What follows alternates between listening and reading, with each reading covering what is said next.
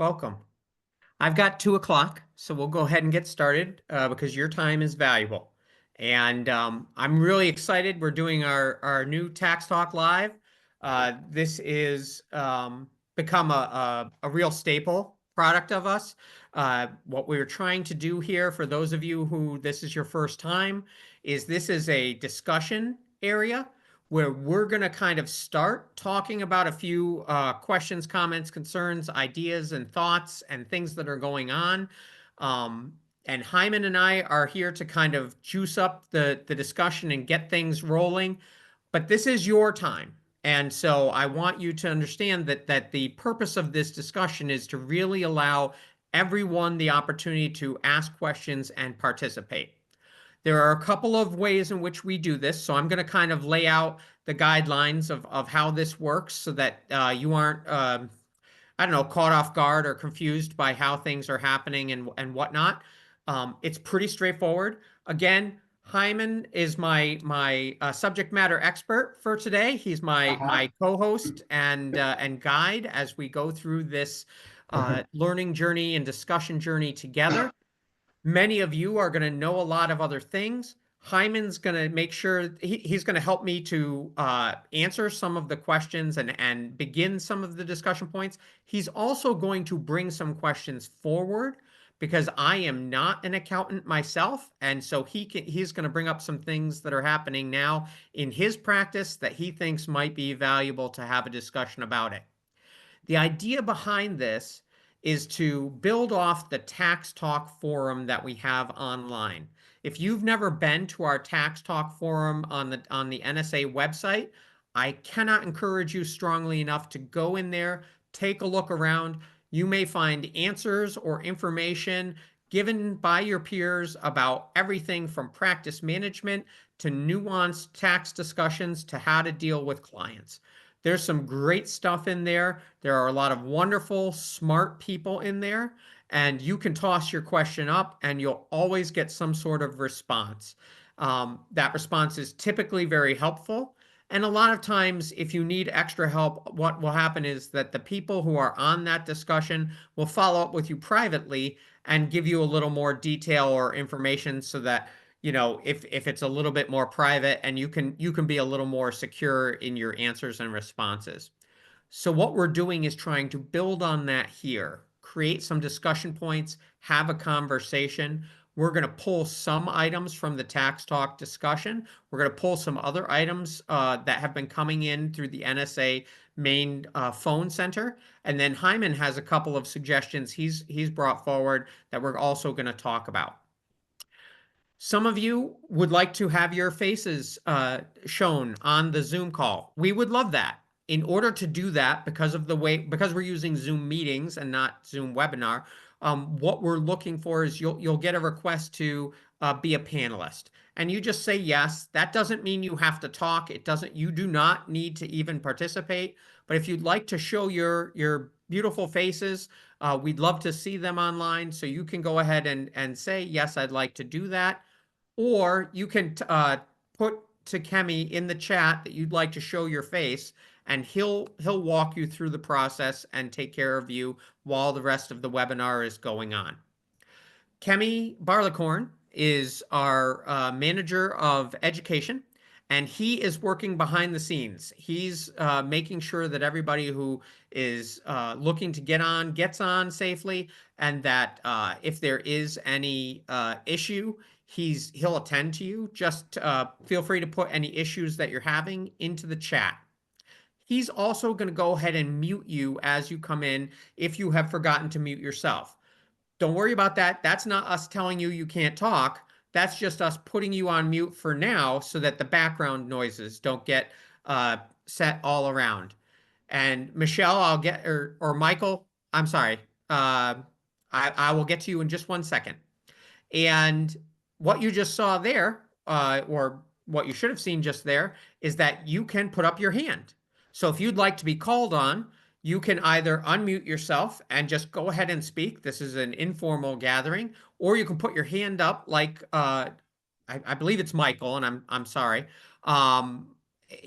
Raise your hand that way, and that'll pop you up on my screen. Or I will be watching you, so you can just raise your hand in your if you're visible, if you're sharing your screen. Lori, can you do me a favor and just raise your hand? So you could do that, and then I'll be paying attention, and I'll call on you that way. So we're going to go ahead and get started. The first thing we're going to jump into today is multi-factor authentication, because this is becoming a thing that is more and more required for all of us at every level, whether it's your banking, whether it's your accessing your computers, whether it's just working within your team, having multi-factor authentication. And I'm going to ask Hyman to share a little bit about his concerns about that. Obviously, it's something valuable, but it comes with some administrative hassles. And I don't want to steal his thunder because he has shared some of them with me. Hyman, give us a sense of what's going on in your office and where you're thinking so we could start that discussion. All right. Well, I mean, the short version of it, which I'm from New York, so I never do anything on a short version, is that right now I'm not doing what I'm supposed to be doing, and it's really because I haven't figured out exactly how I want to do it or how I need to go about it. I've heard a number of horror stories and a number of war stories, all right, about multi-factor authentication. My partner John York, I think, is on the call today, or on the thread today, as it were, and I'd like John to jump in at some point and share his experience on this, because it's a situation where I've said all along, I don't think we have the technology that we don't have the technology that we think we do. We have all this wonderful technology, and all of it is great, but I'm kind of a little bit of a Debbie Downer in the sense that I want to know, what do I do when the technology that we have doesn't work the way it's supposed to? And if I can get John to jump in here and kind of tell us what he just went through the last couple of days, I think you'll kind of see where I'm headed with that. Trying to unmute myself. There we go. You're unmuted. Yeah, I just ran into a situation with the Microsoft 365 where I lost my multi-factor authentication through my phone. And it was working Sunday night when I was in my office working. And then I came into the office Monday morning and tried to get into my Microsoft programs and was locked out. Something happened to the multi-factor authentication and it would not send a code. It was sending a code to my phone, but the Authenticator app on the phone would not give me a place to put in the numbers. So I have spent probably 20 hours over the last 3 days on the phone with Microsoft and GoDaddy trying to get it straightened out. And finally today, I finally got a call back from Microsoft and they walked me through. It took about another 2 hours and they finally got me up and running with the multi-factor authentication. But the issue that I have with it is I was told that now once every 14 days, I have to log into my Microsoft account in order to maintain the multi-factor authentication availability. And I find that to be a little bit ridiculous to have to remember every 14 days to have to sign in order to do that. Otherwise, I would have to go through the exact same process that I just went through for 3 days with them to get the multi-factor authentication back. And that to me is just absolutely crazy. Right. Yeah. And just to, to kind of add to that on a more generic basis, what I'm trying to figure out is, what do we do in a situation where the technology that we have isn't working? We have multi-factor authentication set up. All right. It's required. We have to do it. All right. And I'm a bad boy and I haven't done it. All right. That is what it is. All right. But I have 4 employees in my office. So I have multi-factor authentication to get into my computer. Matt has multi-factor to get into his computer. Maritza has it on her computer, et cetera. All right. What do I do if I need to get into Maritza's computer and she's not here? That means I don't have access to her phone. All right. How do I work around all of this stuff? Well, my conversation with Microsoft today, because I had that same question, and they told me that when you set up your multi-factor authentication with them, you can add different methods to get your authentication, whether it be by email, by phone, by the Authenticator app. I think there's 4 options that you can actually do. So when you go in, the administrators can go in and set up each of those options for each user in your Microsoft account. Okay, so that conceivably solves the problem for Microsoft, but I was talking to Josh before we started the meeting today.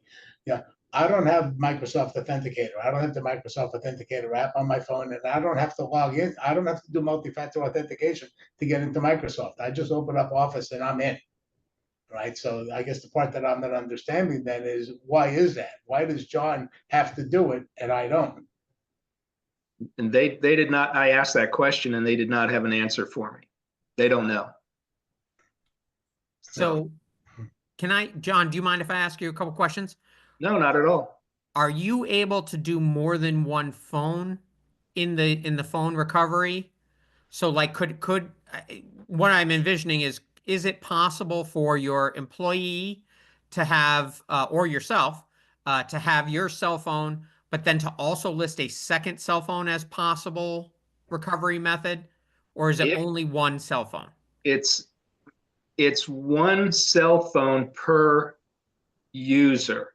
Got it. But like I have it on my laptop and on my desktop, so I can use the same phone number. But my wife's account, I have to use her phone number for her account to log in order to set that multi-factor authentication up on her account.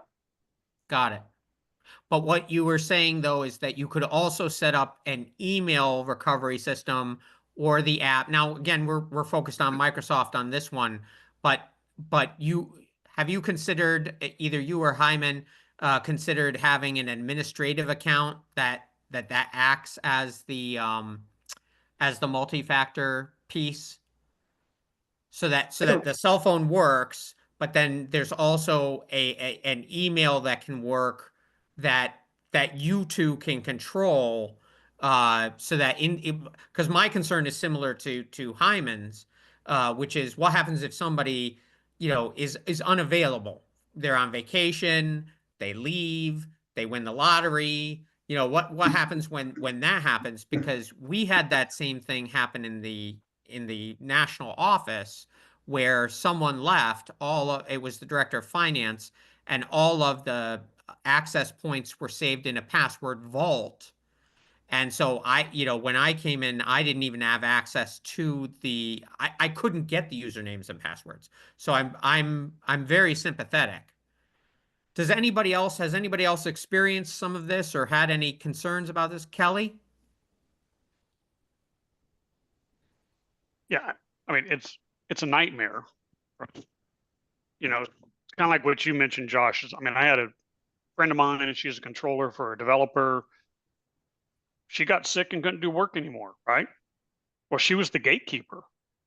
And you talk about a lesson hard learned for the company was, the new person and staff and myself, and we're on the phone with everybody from QuickBooks to banks to everybody else, and it's this third party administrator. It's partly what you're talking about, the third party,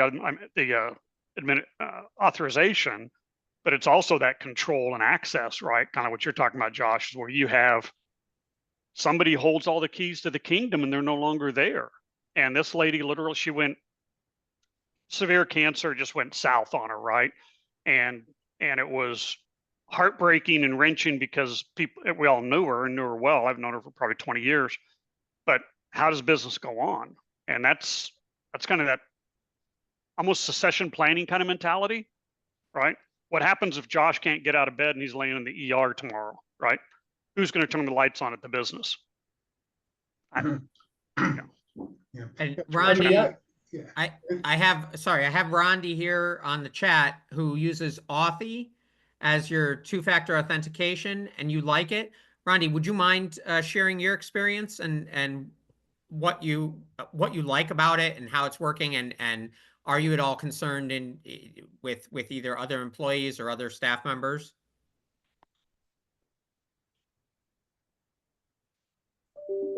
And Kathleen, I'm coming to you next, so I know you're eating. Okay, while we let Rondi get off mute, Kathleen, are you available to share? You said you have a secure text that you use for clients. Can you talk about that? Yeah, so it's encrypted end to end. We started doing that originally when being in New York, people had to send us pictures of their driver's licenses front and back. So we had established a secure text years ago. But we started using it for wherever we can for the third party authorization as well to send it to text a code to.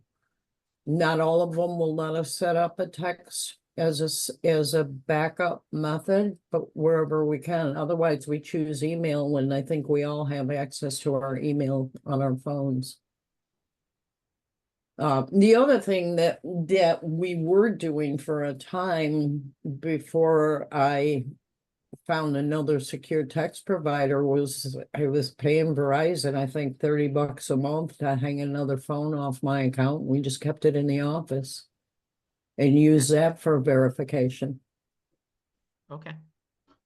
Now, is that something that you can use though for every program that you have on your computer, or is it just to get into the computer in the morning? You have to log into Windows, as it were, or do you have to do the two-factor authentication on every separate single program that you have on your computer? I set it up with every program that I can. Mm-hmm. We do insist on MFA with every program that we use, but I'm also under Right Networks. So my entire ecosystem is through Right Networks. They aren't making me go through multi-factor to log into my local workstation yet. Mm-hmm.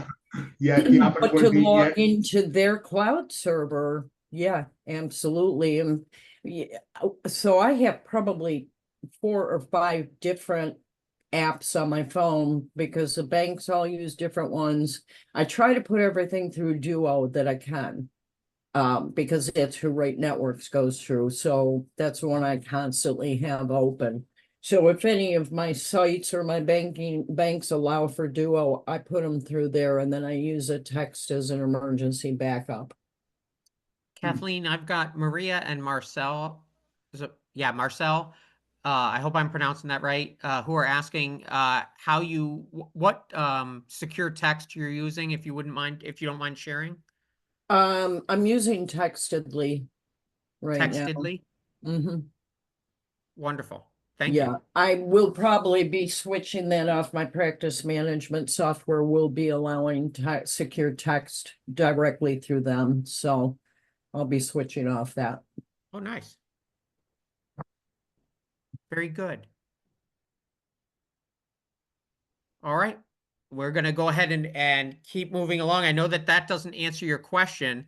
What I am hearing, though, is that this is something that is an area of concern. So I'm going to reach out to our IT support people and some other people that I know who do support of small businesses with multiple people in it and see if I can find some information about how they are recommending addressing it. And maybe we'll bring on a guest speaker to do a webinar on how to set this up and manage it. Because yes, John, I think trying to log in every 2 weeks. I mean, what happens if you go on vacation? God forbid you should take some time off. Exactly. You know, And so I have go one ahead. other comment on that, and I think it was Kathleen was saying that she can still access her email on the phone. We happen to use Outlook, and Outlook is a Microsoft product. And since I couldn't get into any of my Microsoft products, I couldn't even access my mail on my phone Got until I it. was able to get into the multi-factor authentication and get the code to go to my phone so I could unlock the phone and the programs. So that's another issue that we ran into. So I don't know if there's something out there that would allow you to not use the Microsoft multi-factor authentication, but still be able to get into the Microsoft programs. Yeah. Well, and you know, John, your comment brings up in my mind this could be a huge issue because imagine if all of your second factor authentication for the various things that you use, you put through to your cell phone because of course you do. That's what we have in our pocket all day. And Right. you're out on a boat trip on vacation and you're getting ready to log in because you're coming up on your 2 week period and they hit a wake and suddenly your phone's in the water. I mean, holy smokes, where does everything go from there? So this was a great topic to bring up. Thank you both for sharing that conversation. All right, Teresa Josh, yeah. also brought up, and I know you can't talk, Teresa. You're at the dentist. But Teresa also brought up that she thought that all texts were secure. Please don't think that. Please do not think your texts or your emails are secure in your phone. Please use some sort of software program for things that require security. While, for example, Apple's iOS has very strong internal security, it is not 100%.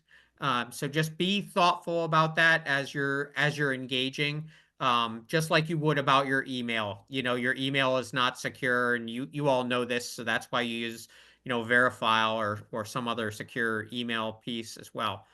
And thank you very much, Kathleen, for sharing Textly, and that gives us another thing to go do some research. And just to let you all know, I follow this up with a bit of a summary of what we've talked about and try and do some additional research online after we've talked to provide you with some further things to take a look at.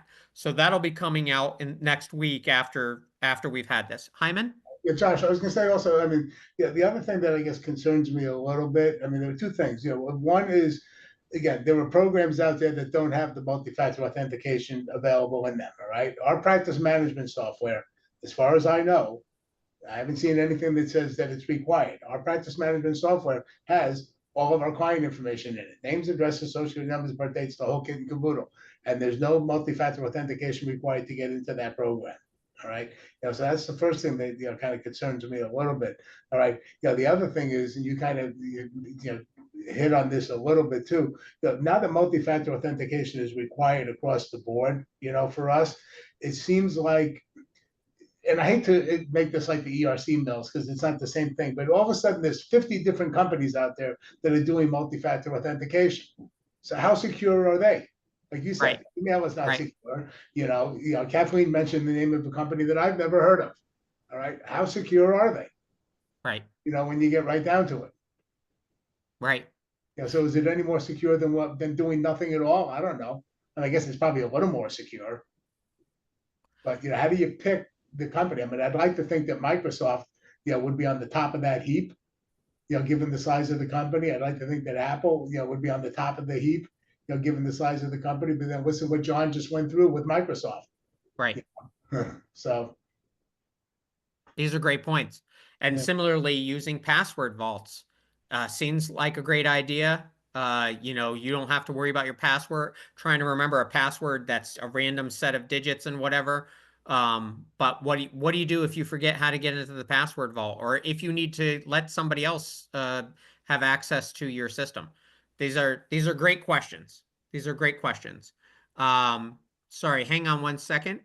Teresa shares that I'm reading hers because she can't speak right now. She shares that all her phones are Apple. They have Sage 50 desktop for all their accounting and US clients. And she called them about multi-factor authentication. They do not offer it for logging in on a local computer, only for their online client, which is not what she is using. So that goes right to your point, Hyman. What about applications that aren't using or don't provide the access to multi-factor authentication? How does that work? So great. That's a great starter discussion. Clearly, there's not one answer out there. So we'll go and do a little bit more research and maybe bring this up in some future Tax Talk Live discussions and see if we can start building up some best practices of Textly or maybe there's a couple different providers out there, and we can do a review of them for you and provide that out there. And similar things. What if you don't have multi-factor authentication on the app you're using? How do you handle that? So on and so forth. Kelly brought up a question that we need to chat about the IRS filing date extension for Hurricane Helene. 6 states are affected now, and May 1st is the new filing deadline. Kelly, I'd love for you to start, and Jency, I'm going to call on you afterwards because you're in one of those states that's affected. Yeah. So, yeah, I know for whatever reason, the whole state of Alabama is on the list, which sort of scratched my head on that one personally, but hey, you embrace what you get. Maybe embrace it. So just be aware. I mean, yesterday, the IRS Treasury dropped the states affected by Helene have until May 1. Some states and some parts of some states were already extended because of whatever the other storms were, right? Debbie, we were extended already by Debbie. Yeah, so you have what? North Florida, I think all of Georgia, all of North Carolina, all of South Carolina. One East county in Tennessee, Virginia. did we dribble over into Virginia? Yeah, Okay, one and then all of county. Alabama and part of East Tennessee. So what, if you or your practice or your clients are impacted there, then they have until May 1. What's interesting, most people are going, just get the returns filed if you can. I mean, if you're knee deep in muck, you can't do it. I mean, that's obviously good for that, but it impacts payments. But the reason it's kind of really on the forefront, if I have a new client I'm repping, high net worth individual, has his return under extension until October 15, right? So it's due in 10 days. Well, the 2022 return's under audit. So my comment to him is, don't file the return. I don't want to file the 2023 return because I don't want the IRS going, oh, now let's take a look at 23, right? So it seems counterintuitive, but I think when we get these weird situations, you know, also tell them it's like, guess what? You don't have to make estimated tax payments for January either. And you don't need, you know, so all these things are affected. And it's going to affect the 24 return because the ES payments for 2024, 5. So the April 15 payment for 2025 Q1 estimate is going to be delayed, arguably by a couple of weeks. But so all these things cobble together. But when you're looking at compliance work, kind of think about, you know, if the IRS doesn't have a filed return and you're not required to file it, they can't audit it. But the other piece is going to play out further down the road, just like we did with some of these others in the past. Statutes are going to be all over the place. You know, so we're going to have collection and exam statutes move and penalties move. So just, even though, you know, if the mindset and when we're in the ditch trying to get to October 15, your mindset is, let me get this last return done, and I'm not going to tell my clients I can extend out, right? You still have, there may be some opportunities in there, things you want to manage differently. That's really the highlight I wanted to put out. And Jency's knee deep in muck, so. Yeah, we are knee deep in muck. On the tax return, you do need to also put that the name of the hurricane, what state you're in, and that I use Drake, and there is actually a place on Drake on the miscellaneous screen to enter that. And I think Kelly mentioned the payment. That's what surprised me, that we've got now to May 1st to make the deadline for the payment too, because usually, you know, that's not extended. So that was surprising. Yeah, but remember also, it's only certain payments that are extended too. Like if you've got a payment due with the 23 return, yeah, you've still got to make that because they're not suspending the failure to pay or the interest on those. Those were due in April. When they extended all tax returns, even trust, everything, Well, right, but 941s. Go ahead. Yeah, Yeah, well, but I understand everything's extended, but what I'm saying is if you had a payment that was due, client had a payment that was due April 15th, and they decided not to send the money with the extension, all right? Right. Even with this extension now, they're still running interest and penalty on that. Exactly right. In Exactly April right. in the Yeah. first place. Yeah. right. So- So you don't get post-mortem forgiveness. Right, so you might take advantage of that, you know, strictly from the standpoint of the failure to file penalty. But if you got a client who owes $100,000, you know, he's still running, you know, $5,000 a month in failure to pay penalty. Right. You know. Well, and again, it's like this client I just was working on it this morning I told him, it's like, you get the return, get it done. I don't care, put it on ice, right? I said, make the payment. You know what you're going to owe, because he's probably going to owe several $100,000. But I said, send in your money. I just want him sitting on the return from an exam standpoint. Mhm. And, you know, so it's a little different again, everybody's situations, every client's different. I could call up clients like the rest of you. I could call up some now that still haven't gotten me stuff and go like, oh, by the way, you have until May, and we're going to have the same conversation on April 20, right? Because I'd rather tell them, not tell them, I don't care. You know, they're going to come in November and go like, oh my gosh, I'm late. And in my head, I'm going like, no, you're really okay, but I'm not going to tell them that. Well, it's definitely gonna be, it's definitely Well, gonna be a that- case by case thing. All Sure. right, you know, because the other thing you're gonna run into, and we all know about the procrastinators and whatever, but you know, the last thing you want to be doing is have a huge volume of returns sitting on your desk on January 1st and trying to do 2 tax seasons at one time. Like Kelly says, Yes. case by case. You got somebody who's under audit right now. Yeah, I don't want to give them another return to look at. You know, that kind of situation. But if it's just I'm going to call it your average taxpayer, who just needs to file the return anyway. I don't see a whole lot of it. Yeah, if you're in the muck and you can't get the return done, that's one thing. But as soon as you've got power back, as soon as they've got power back and they can get their records, my recommendation would be file the return. Get the statute started too. As Kelly said, the statute's extended. If you wait until May, now you got a statute in May. But if you file the return in November, the statute's in November. So why give the IRS any more time to audit it? Yeah, it's anyways, and I think it was you, you or someone else. I think I'm going to say you because you're paraphrasing what I read somewhere. Was get it done by December 31, folks. I mean, Yeah, that was me. that was you. Okay, yeah. I mean, and I think that's great advice. But as you say, I think we get in this mindset, whatever the issue is, and we're all that way because we're creatures of habit. Is we get in this mindset of, well, here's what I need to do or here's what I can do, instead of pausing. You hit that pause button. It's like doing all I think it's the controversy work that you have that different mindset more so maybe.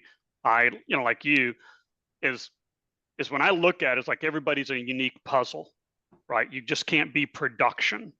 And when you have these hiccups in the tax administration, we've got to look at that and say, 85, 90, 95% of people are going to be production. It's all going to be the same answer. But value add is that 5% that we can influence. One other comment, whether you're preparing Missouri and you're not exempt, if your client is in any of these states, they also get the deadline to May 1st. Yeah. Have you seen a crosswalk on state conformity? North Carolina has not come out yet, but they did last time. So we're assuming they're going to. Yeah, I mean, that's. So there's a side question from Diana, and she's asking if the e-file is going to get shut down, and if that means that they'll have to wait until the e-file opens back up. Anyone know Yeah. anything? Yeah, that's the case. Yeah, if the e-file shuts down when it shuts down, so then you're in a situation again. We're talking about these cases where maybe you want to wait until December, January, conceivably for whatever reason, but now you're obligated to. Now you have to paper file the return because e-file is shut down, which is going to slow the process down because now you're paper filing the return. Yeah, but I would. Here'd be my reaction a little different to that is one, e-file is going to shut down for what, 4 to 6 weeks? Somebody help me on that. If you have the return done and there's payment due, they can e-payment the money in, and you just set it up in the queue to where they can sign off on everything. But then you can file the return when the gate opens back up, January 20 or whatever the date that it happens to be in 2025. But I think I'd still hold to High's approach of like, get it done. And you want to stop the interest from running, right? I mean, it'll stop the interest. If you make the payment, of course, it stops the payment. And again, this is more a personal preference, I guess, than anything else. But if I can file a return November 30th and I'm ready to file it, but e-file is shut down, I'd rather paper file it in November and start the statute than wait until January 20th to e-file it. That's fair. That's fair. Yeah. Michael, I saw you nodding. Do you agree with these white hairs? I got no hair. All right. Jincy doesn't have white hair. Well, we don't know what color hers was before. I do, because I think the statute is a good reason to, but I think also you want to get work when it's done, get it out of the way, because otherwise it's something you could just miss. And I think getting it out, even if it's mailed, if it's a paper return, I'd much rather get it out and in the hands of the IRS and off of my outbox, right? That's at least my take on it, because everything is pulling forward or bringing in as close as much as you can, all the work, and we have we all know we have enough work that's come January, so doesn't make sense to add to it. I have a question regarding that. What do you do in the situation of a 990? Because they're required to be e-filed. You cannot paper file a They 990. They only closed down the business, what, 2 weeks? Is that right, Kelly? The e-file, because it stays open through, it's only closed about 2 weeks on the business. Yeah, it's a pretty short window, and it seems to me, and I never worked the east side of the house, but I mean those windows have shortened up over the years, if my memory serves me, for what that's worth. But yeah, the business is going to be shorter, but I think it's a case by case. There's some, the challenge to me, you mail a return and it gets it off your desk, it starts the statute, but it takes how long for that to get processed? That's the, Well, I guess, bugaboo with that. another consideration in this thing too, which I just thought of, is that, John mentioned, 990s are mandatory e-file. If you really think about it, because we're preparing more than 5 tax returns, most of our returns are mandatory e-file. 1040s are mandatory, unless the client opts out. Right now, Right. do I have to get the client to sign, opt out of e-filing in order to paper file that return on December 1st? Or can I just make that decision because e-file isn't open, so I have no choice, I have to paper file it, or do I have to have the client sign? We tell them right up, when it's closed, we'll e-file it when it opens back up. Then you got a confirmation. You're not wondering if that tax return made it to Austin, Texas. Jancy, don't get me started on that. I'm working on 3 cases. I have a client right now, I kid you, I'm working on an 1120S case right now. I have an e-file with an acceptance on it. The return was accepted by the IRS, all right? That was 21. He went to file the 22 return electronically. We went to file the 22 return electronically, and the system rejected the return because the entity type did not match what was in the IRS database. And I said, but it was an S Corp in 21. We didn't revoke, and I've got an acceptance. Now I pull a transcript on the 21 return, no return filed. And I've got an acceptance with a confirmation number and the whole kit and caboodle.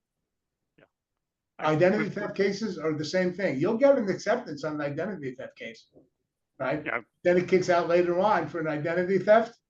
You've got an acceptance, but they don't process it.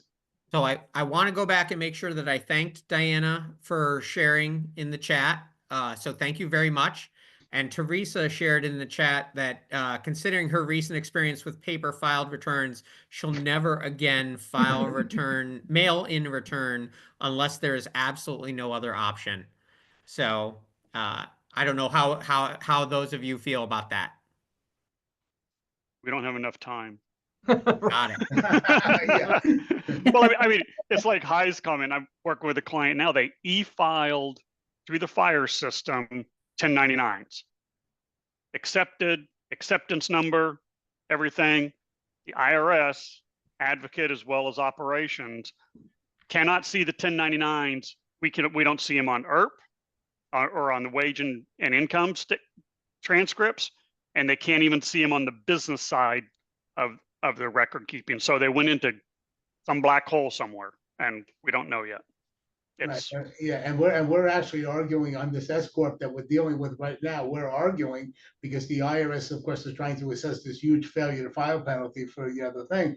And we said, you know what? I mean, yeah, it meets all the tests. It's about, it's got tax on it. It's got, name, address, ID number, it meets all the tests in Beard. The fact that your system chose to reject it doesn't mean that it's not a valid return. right. Yeah. And Marcel, I can't control what's in your computer. I see Marcel is in agreement. Marcel, in reading your chat message, it sounds like there's a story there. Do you want to share it? And you're on mute at the moment. Oh, I've been old 940s and 941s. I'm in Alaska, have to be sent to Ogden And no matter how much, and they were sent out. So trying to send them a copy, just of the copy of the stuff that we have, because it happened back in 21, 20, and they've lost the stuff that was sent. And so you try to send them hard copies of stuff because I've spent a lot of money through the postal system with tracking I've tried overnight, I've tried the priority mail, and all the tracking, it just disappears between Salt Lake City and Ogden. It just disappears, like somebody's stealing the mail. I've reported it to the post office. They just say, oh, well, the IRS doesn't always sign all of their stuff. It's just impossible. Wow. And I just want to point out that if you're not reading the chat, there's also some good conversation. Thank you, Maria and Kathleen, for your back and forth earlier about using Duo and using HIPAA as a baseline, but not relying solely on HIPAA standards for security. That's a neat little conversation that I'm not going to bring back up, but thank you both for sharing that in the comments. Yeah, I had one IRS person tell me to send it to Kansas City, even though it was supposed to go to Ogden, and put in a letter of explanation as to why I'm sending it to Kansas, even though it's supposed to go to Ogden. She said it would take a lot longer to sort itself out, but at least it would get there. Nice. And it looks like Megan is also agreeing with you. Megan, I won't call you out, but thank you for sharing that comment as well. And what I wanted to do now, I'd like to slightly pivot a little bit, and I'd like to talk a little bit about how people got into the business and how they got where they are now. And Hyman, I'd love to start with your story. How did you get into this, and what made you make some of the choices that you did? I followed a completely different route than probably the vast majority of people who are on this today did. I started right out of college working for the IRS. All right, at 22 years old. My intention was to work for the IRS up until the time that I retired. All right, which when they hired me, they told me I would be able to retire after 20 years. I would have been 42 years old and been able to retire. Shortly after I started, they said, no, that isn't what the rule is. So there's lie number one. But in any event, they said, no, it's only if you're in criminal investigation. If you're office audit, revenue agent, collections, or whatever, you've got to be 55 years old. And I said, you know what? I think I can still do that, because at 55, all right, I still got probably another 10, 15 years to work after that. I can retire with government pension, et cetera, et cetera, et cetera. All right, so my intention was to continue to work for the IRS. I never intended to be I wanted to be a CPA, but I never intended to go have my own practice, right? And then about 8.5 years in, as I moved my way through the system a little bit, I started as, they call them tax compliance officers now. It used to be office audit, and then I moved over to the revenue agent position, and I was a grade 11 at that time, and I applied for a grade 12 position, and I had been running around all of South Florida for the better part of about 2 years doing training. I was an on-the-job instructor. I live in West Palm Beach. I worked in downtown Miami. I worked in North Miami Beach, Fort Lauderdale, Deerfield Beach, Fort Pierce, 4 or 5 different offices. I finally came back to West Palm after 2 years, and there was a grade 12 position available, and I applied for the position, and they gave it to one of my trainees. Oh my. And I see Kelly laughing. All right. And so I went in to talk to my manager about it, and I explained to him, and I said, I think I'm really entitled to this position because of everything that I've done for you. And he looked at me square in the eye and he said, hi, the problem is in order for you to get the position, I would have had to have done an evaluation on you. And since you haven't been physically here in this office for the last 2 years, I can't do the evaluation. And the rules also require that you have to have worked under a group manager for 6 months in order for that manager to do the evaluation. Because I've been jumping around so much, I hadn't worked for under any one manager for 6 months. So I said, no problem. The manual says the branch chief can write the evaluation. So we called the branch chief, and he said, no, he says, I don't have time. I'm not going to write it. I handed in my 2 weeks notice right there on the spot. Wow. And they tried to talk me out of it, and I said, you got to be kidding me, all right? But I had already passed the CPA exam. Kelly's laughing at this because I'm sure he's seen it also. Right? But I already had passed the CPA exam at that point. One of my prior group managers was a CPA, so I had the required work experience working under a CPA. I contacted that group manager, had him sign off on all the paperwork, and I was a CPA 2 weeks Nice. later. Nice. Yeah. Kathleen, you dropped into the chat that you had a very roundabout way. I want to hear this story. Well, I went to school for music the first trip around. I got a scholarship to a very good music school. Kind of wasn't what I really wanted to do, but it's what my parents expected of me. But my business teacher, and this all came back to mind because he just passed away on the 19th at 100 years old. My business teacher, and I was a problem child in school. They would just as soon I wasn't there. He was the one guy that had a lot of faith in me. And he told me, he said, I know you're on the track for music, but you are natural at this. If there's ever anything you can find to love about accounting, then that's where you need to go. So I think 10 years later, I waltzed back into the high school to get transcripts to start college over again at the State University. He saw me walk by, came right out, and he said, what are you doing here? And I said, I'm coming to get transcripts. He said, oh, for what? And I said, going back for accounting. And he just got the biggest grin on his face. I mean, I went through a career in retail management. When I first came back to my hometown, I ran into a very distant relative / friend of mine who was undergoing a criminal audit. And he almost got down on his knees and said, I need your help, please. And 15 years later of managing his 5 businesses, I said, you know what? I graduated. It's time for me to go take the CPA exam and do what I set out to do. So I think I passed the exam. Well, I went back to college on the 8-year plan nights. So I went back I think I got my CPA in 1993. Congratulations. That's wonderful. That is a roundabout way. Yeah.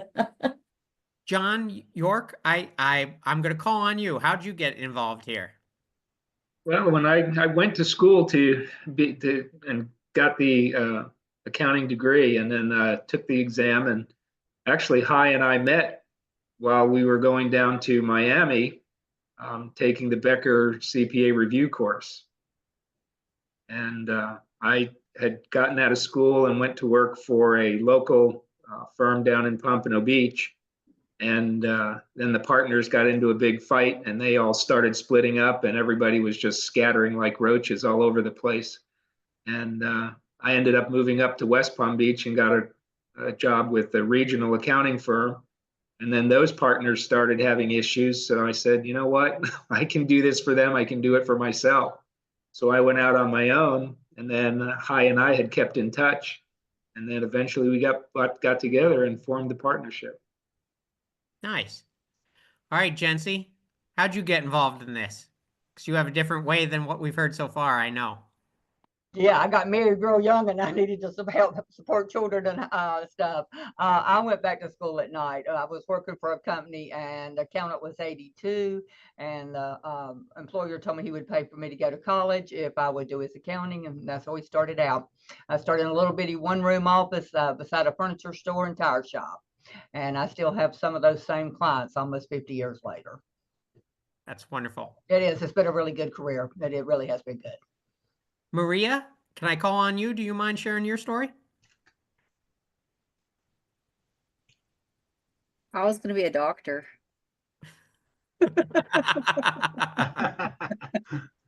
It's actually kind of funny because when I first started college, I ended up needing a place to live away from my family because I had younger siblings so that I could concentrate and study. And so I rented a room from a doctor's family. And that's probably partly what led me down that pathway. And then I left college and got my MRS and MOM. And then I went back and some years later, somebody asked me to write them a letter of recommendation for college. So I went out and dug out my peachy from high school. And one of my teachers had written a letter of recommendation for me, but she made me write her a letter explaining what I wanted to do in college first. And what I had written in that letter is what I'm doing today. Nice. Rasi Kendra, I hope I'm pronouncing it right. Do you want to share your story? You're on mute.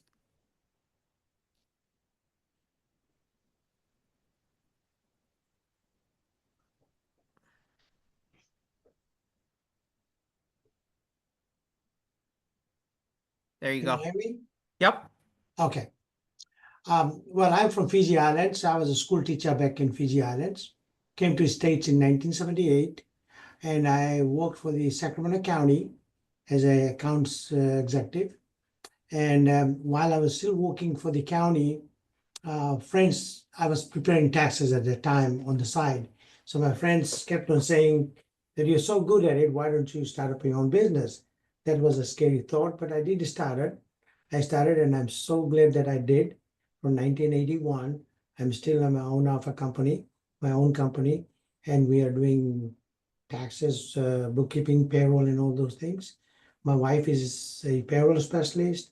My two children are also with me, and that's the way I'm here. Wonderful. Thank you for sharing that. No problem. Michael? And yes, I'm going around to everybody who's visual. So Karen, you're going to be next. Awesome. So I'll maybe surprise folks, but the first time I did a tax return was in 1988. It was at the ripe young age of 7 years old. I helped my dad when he got a computer at home and had the first electronic. I think it was TurboTax back then, or maybe it was a different version. But in my mind, I recorded as TurboTax, and when you had like you could do 3 returns on it, and you had to overwrite the. So I did a lot of data entry for my dad, who started this practice at home. Uh, and then through the years in 91, he opened the business that we are today, formally, and I was a part of the business all throughout middle school, high school, and then I went off to college and did something completely different. I studied electrical and computer engineering at Carnegie Mellon, and I did a career in IT. So I worked for a lot of large businesses, and I worked in aviation, so airlines, and then was always involved in the business, but was not part of the day to day. And then in the last, my father passed away in 2016, and my mom's been running the business. So she was part, with him as well, but she's been running the business all throughout, and then on her own for the last 8 years. And in the last year, I joined. Full time, and I kind of regret because when I graduated college, I had some friend's aunt who was insisting that I actually jump and become a CPA. Sorry, coffee. This is a Miami thing. And she said you should become a CPA, and I regret not having listened to her and having done that, because that would have helped then. So now I'm going through it at the ripe young age of getting to mid 40s, so 44. I turned this week. So yeah, long time, completely different. Always adjacent to it and always part of the business, but not as much as a full time as I have been in the last year. Well, congratulations and happy birthday. Thank you. And good luck as you continue your journey. Thank you. And Michael, you Karen? said 1988. I keep thinking that was probably back then was tax resources. I think was one of the big programs I don't that was remember. used back then. In my mind, maybe it was the next year, or maybe it was Lacerte. I don't. I just remember it was the first, and I remember it was a big deal because you could do it on the computer. And my dad was so happy he didn't have to do the manual calculations. But since he had like a limited license, once he got to his 5th client, he was deleting a client and starting all over again. And sometimes the client would come back and say, "Oh, I forgot something," and we'd have to. And so I had a lot of work of data entry, and I'm very grateful for that, because thanks to that today, I'm very accurate when it comes to typing and data entry, because I just had a lot of experience doing that. Yeah. Nice. Yeah. Karen, you don't have to share, but would you like to? Sure. Hello. So I also got here in a roundabout way. my first job in high school, I'm from a very small town in North Carolina, and I went to work for a mom and pop bicycle shop where the wife did all of the books, and I went in after school, and this was way before computers, so I learned how to do by hand everything, entries into the ledger, payroll by hand, just everything. It was a great start in that way. But I actually went to college. I was a math education major. Teaching was not my thing. And so I worked as a paralegal for several law firms for about 15 years before I went back into accounting. And before I opened the firm, my firm now, which we just had our 7th anniversary. So Congratulations. I prior to that, I worked for about 12 years as I was with a national tax preparation company with a franchise owner as a district manager for that franchise owner. And then went out on my own, and here I am. Nice. So Thank you very much. Thank you all for and my sharing. partner just came down to say that I also have the bestest partner in the in the accounting world, but she's going back to her office now. So And I've got Pamela in the chat that she never intended accounting as a career. She was like Maria. She was pre-med and it didn't work out. So she got a bookkeeper job, not because she loved it, but because she was really good at it. So that's so thank you all very much for sharing. I appreciate that.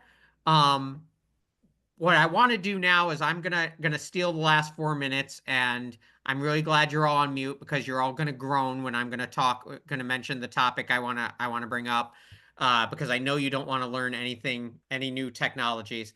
But next month we're gonna talk a little bit about AI and specifically GPTs because there's a number of, and I'm going to share my screen and show you how to look at some of these. So, but there are a number that are very focused on tax and accounting. And so I'm going to hang on one moment while I share my screen so I can show you what I'm talking about.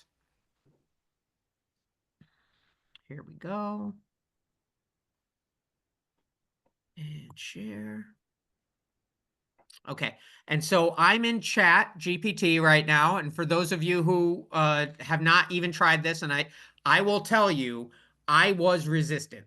I did not want to learn about AI. Everybody's talking about it. I didn't need to know this. This wasn't going to be super helpful. Why do I have to learn how to program a new VCR? You know, this is just not what I wanted to try and learn how to do. But eventually I sat down and I spent some time and I actually ended up developing a 1 week course for some of my colleagues who also are resistant that really focuses in on some excellent YouTube videos that help to let you understand what it can do and what it can't do. There's a lot of hype out there. There's a lot of BS and there's a lot of expectations that are above what it can do. But I know that a lot of you are starting to reach into this. And Hyman, I'm going to finish this off by asking you to share your story. But what I would like to specifically talk about is that I find chat is a very helpful administrative assistant when I want to get things written or prepared, whether it's a template document that I'm looking for, a template letter. It's great to start with. And then I pull it out, I put it into Microsoft Word, and then I make it my own. I'd never rely on it to do all the work for me. But one of the things that has come up recently, if you're in chat, if you go to the upper left corner, it'll say explore GPTs. And what you'll find there is that, there we go, is that a lot of people have begun to develop specific GPTs on specific topics. And the one I'm going to type in right now, just for our conversation, is tax specific GPTs. I know tax is not all we do, but that's something we talk about a lot. So I'm going to use that as the example. You can look for accounting, you can look for payroll, you can look for for legal, you can look for all kinds of things. And what you'll find is a series of, and I'm going to scroll down a little bit. Whoops, why did you change up on me? Sorry about that. What you'll find is that there are a variety of different sub-GPTs that are available. And now it doesn't want me to. You can see chat is incredibly helpful and not difficult to use at all. Yeah, And always does exactly see what that, you yeah. want it to do. So anyway, I'm not going to waste our time on this because we're up at the end of the hour. But if you go in and you type in some keywords just like you would for Google, you'll find there are sub-GPTs. If you are using these, and I know some of you are, and I know more importantly, some of your staff are using them, and you may not know that. Jency just learned that her entire team is using that. Go ahead, Jency, share that story. Well, Robin's actually in here. Yes, I went in the other day and I said, somebody tell me about what the letters, a GPT. And they said, oh, we've been using that for a long time. And one of them's actually got it customized just for our office and quite a bit of things. And they say it's really good. They say we're using it a lot. it is, but we're going to go through some of the concerns that you may want to have. Like, how do you select which one of these tax GPTs is actually useful? Who's just trying to scam me? Who's trying to gather my data? How do I use it and retain confidentiality? And so on and so forth. So we're going to look at some of those things either next month or the month after. And so that's something we're going to put into your toolbox because this can be very helpful. But just like with everything we've been talking about today, there are nuances and there are specific challenges to it that you really want to be aware of. And I want to thank you. I went a minute over. But I really want to thank Hyman very, very much for being my subject matter expert and co-pilot on this. Hyman, thank you, sir. You're welcome. No problem. And I appreciate all of you who shared. John, I specifically appreciate you coming in and sharing your story, helping us kick this off. And if you have any questions about any of the things that have happened along the way, email them into Kemi and he'll get them to me as we do our follow-up newsletter piece on this, and we'll send that out next week. Thank you all very, very much, and I hope we'll see you the first Wednesday of November. All right, Josh. Holy Take care. smokes, it's October. All right. All right, friends. Bye, Have everybody. a great Bye, afternoon. everybody. Y'all come back now, you hear? Bye.